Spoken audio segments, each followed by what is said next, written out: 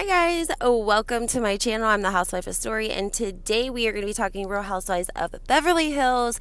A little bit about what's going on with these bots farms and Erica Jane, Garcelle. This is like really big on the internet right now, guys, so we have to talk about it. Everyone coming for Lisa Rinna and Erica and Diana, really blaming them for Garcelle's son's attacks on Instagram. We have a couple of different revelations that we could talk about. And then if we get a chance, guys, I would really love to break down New Jersey. There's been some more action on the home front. Allegations that Frank Catania lied in an interview regarding Joe Gorga and Joe Gorga not wanting him to go to his sister's wedding. And people trying to call him a liar. Guys, I definitely don't think I think that he isn't probably honest, Abe, whatever. I don't think that he lied. I think he might have misspoke. So if we get a chance, we're going to talk about that and a recent tweet from Margaret Josephs.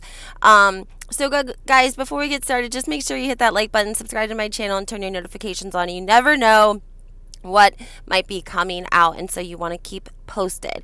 Okay, let's go ahead and get started right away and talk about, we all know Jax, 14-year-old son of Garcelle from the Real Housewives of Beverly Hills, has sadly been being harassed by racist tweet messages, comments, everything, guys, on Instagram. Okay, he has been being harassed on a level that is like disgusting, inhumane, racist, and every terrible word that you can describe is what this young man has been enduring from Instagram. Now, what's important, guys, is that it has been identified, and you know who discovered this? Bravo fans like you and me that are on Twitter and on Instagram discovered, because they went through. Jax had posted four pages to his story, 3 or 4, that showed the comments that people were leaving about basically telling him to go on a live himself. The only reason he's alive is because of his white daddy, etc., etc. Bravo fans went on and started investigating some of these accounts where the comments are coming from, and discovered, guys, 4 out of 3 pages of comments, let's say there's 15 comments on each page. Out of 45 comments, 4 of those accounts were just created between July 14th and July 16th. They had 3 pictures on the account. They weren't real accounts, okay? So there's these farms, these bot farms, these troll farms, guys, that people purchase. Rich people, people that are bloggers, people, whatever the reason. It's not ever a good one. It's never to show love and show support. It's always, to change a narrative and usually to harass or make someone look bad, okay? So we have Indonesia, China, all these different countries that have these troll and AKA bot farms. And what rich people do is they get a hold of them, they put together a plan, and then they pay them, and these people go and create accounts, and they have people, online 24/7, basically really trying to change the algorithm and change the narrative to whatever is beneficial towards their client, whomever is paying them. Now, what makes this story incredibly interesting, guys, is Patrick Summers is re-entering the scene, okay? He wasn't even associated with any of this, and he recently posted that he had been asked to the Real Housewives of Beverly Hills reunion after he had outed the fact that Lisa Rinna was a client of his, and that they had no intent on saying harmful, mean, negative things to people, and that they were going to terminate their contract with Lisa Rinna because she'd only paid half anyways, and that they were going to stop the nonsense right away. I mean, this is just crazy. So let me say for 1 second, Patrick Summers is saying that he now runs bot, aka troll farms, and that people like Lisa Rinna pay him to change the algorithm and the narrative on posts, that she posts of her lip kits. Like, he would go on there and they would all go on and leave positive comments and share it, and then that way it gets a different algorithm going in Instagram. Okay, I could possibly believe that. I don't really know if I really could believe that or not, to be honest. Definitely think Lisa Rinna was playing a part in it. He outed her. Then she goes on her Instagram and posts, can't wait to see you at the reunion, and then put this post would have been approved by my mother. It's just wild, and it doesn't make a whole lot of sense. I really think that Lisa is trying to play all of us with this Patrick Summers. I I think that Lisa has a mindset that no press is bad press. I think that's kind of her motto and what she lived by in Hollywood. And I think she was getting such a terrible narrative for that her and Diana and Eric, yes, and Erica had all flown to Hawaii. None of us knew they were in Hawaii until they came back, and Erica happened to get served with a $50 million lawsuit in the airport. But prior to that, we didn't know that they were in Hawaii, okay? Let's correlate the dates from when they were in Hawaii to whenever these botch accounts were started.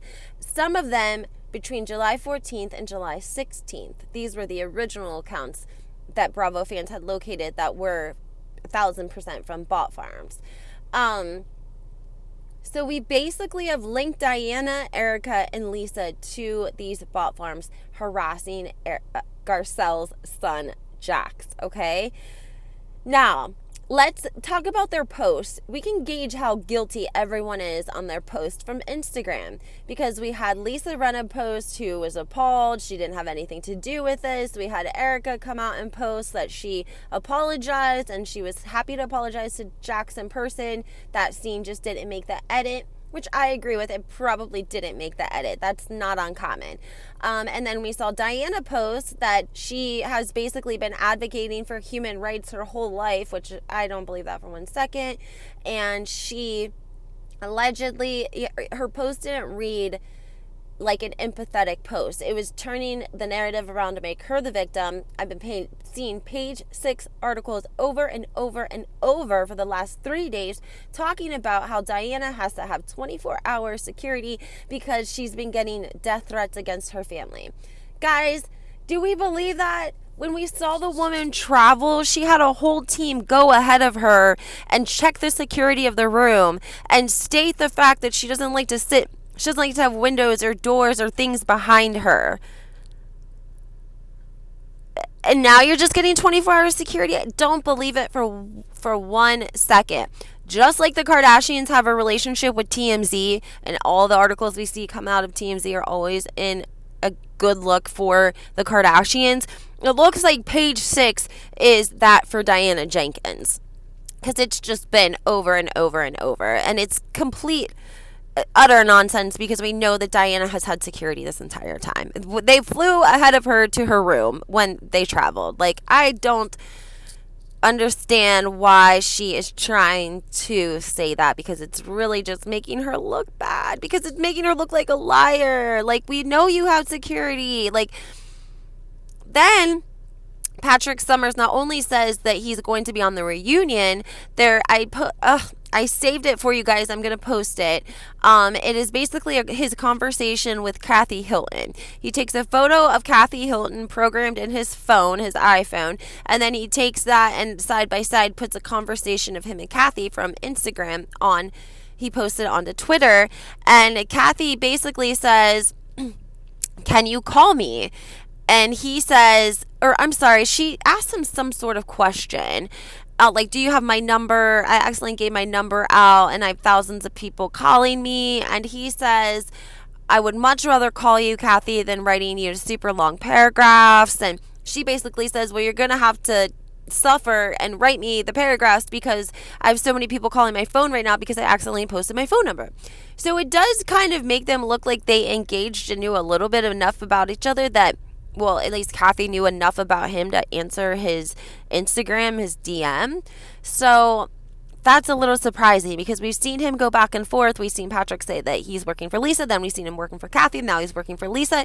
But for the way that he operates and how messy he is, I'm going to say he's definitely part of Lisa Rinna's team. Do they all use him at times? Possibly. Have the Kardashians used him before? Possibly. But for a, real live sort of service that Lisa is getting all season, back and forth and back and forth. His messiness is absolutely just Lisa Rinna's style, okay? They definitely have the same style. So that's what makes me feel like they are affiliated, right? We also have to think about the fact that Lisa posted on her Instagram stories a white envelope that said Aspen receipts. I don't think Kathy liked that at all. I don't think Paris liked that at all. Paris, and there was a photo going around of all the ladies, Sutton, and Kathy Hilton, and Paris has been making digs here and there towards her Aunt Kyle. So I just think that they're starting to be more protective of their mother, and depending on what Bravo airs is what is going to change everything. And I've been telling you guys this. I know this is 1,000% right. We're not getting a lot of statements. We're not getting a lot of changing the narrative. We're not getting a lot of anything because all of the women are waiting to see the way Bravo edits this before they make any statements publicly about what is going or happened or went down. At least on Kathy Hilton's end. She's said it without saying it several times in interviews. We have to wait on the edit.